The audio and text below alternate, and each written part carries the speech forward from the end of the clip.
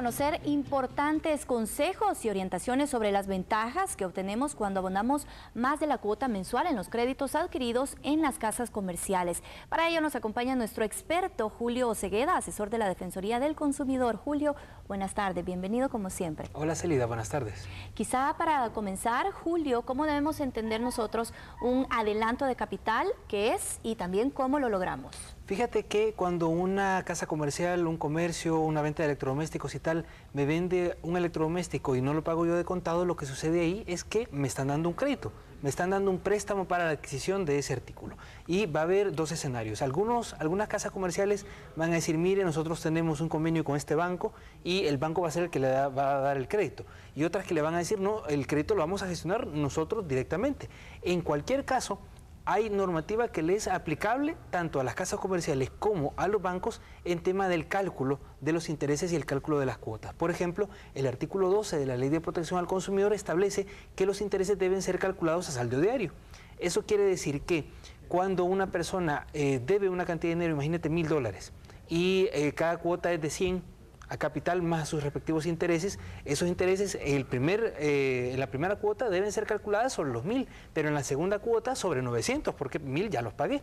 Entonces, si yo hago un adelanto, pago de más, lo que sucede no es que yo esté, por ejemplo, pagar ahorita la cuota de noviembre, no es que en noviembre no me toque pagar una cuota, sino que simplemente yo estoy adelantando un saldo de capital. Eso quiere decir que yo en noviembre voy a tener que pagar normalmente mi cuota, solo que esta va a ser calculada de tal manera que se distribuya más a capital y menos a intereses, porque hay una parte de capital que también yo ya he cancelado. Ahora, ¿qué tan conveniente es que nosotros paguemos por adelantado estas cuotas de un plan de financiamiento en una casa comercial? Porque específicamente nos vamos a referir a eso. Específicamente en las casas comerciales, si uno tiene la capacidad de salir antes de un determinado crédito, está bien, porque uno va a pagar menos intereses, que es precisamente el cargo que ellos pueden cobrar.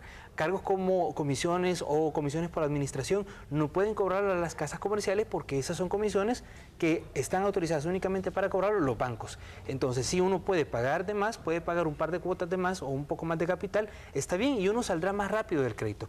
Lo que, repito, no quiere decir que el mes siguiente uno tenga que pagar la cuota con normalidad. Eso es importante que lo conozcamos. Julio, si yo quiero saldar mi deuda en un tiempo anticipado, ¿qué debo hacer para no verme afectada con cobros extra? Con cobros extra, verás, hay muy pocos escenarios en donde el pago anticipado va a generarle un costo al consumidor, muy excepcional, a menos que el contrato lo diga, y aún si el contrato lo dice, habrá que revisar algunas otras cosas. Pero en general, si una persona paga anticipadamente, no tienen por qué causarle más gastos de lo que le hubiera causado el pagarlo a crédito, inclusive va a haber un ahorro. Entonces, si las personas que están viendo este programa y han hecho pagos adelantados y de repente el comercio les dice, no, mire, como usted pagó antes, le voy a cobrar esta comisión adicional o le voy a cobrar este otro costo, vengan a la Defensoría, vengan con sus documentos, acérquense para que nosotros hagamos el análisis, porque es muy probable que ahí haya un cobro indebido que las comerciales les puedan estar haciendo. Es importante en este caso, quizá como siempre, guardar el contrato, porque todas esas cláusulas deberían estar incluidas ahí. Deben estar incluidas en el contrato, es parte de la información que el proveedor debe darle a la persona en el momento oportuno, en el momento inicial, antes de que uno decida si adquirir o no, pero en todo caso, aunque esté en el contrato, cabe la posibilidad de que inclusive eso sea una cláusula abusiva, porque puede haber un objeto ilícito o cualquier otra cosa que esté prohibida por la Ley de Protección al Consumidor. Precisamente hablando de la Ley de Protección al Consumidor, ¿cómo nos ampara en caso de que nosotros hagamos un adelanto? Precisamente ahí mencionábamos el artículo 12, que es el básico en este tema, que nos dice que los intereses deben ser calculados a saldo diario.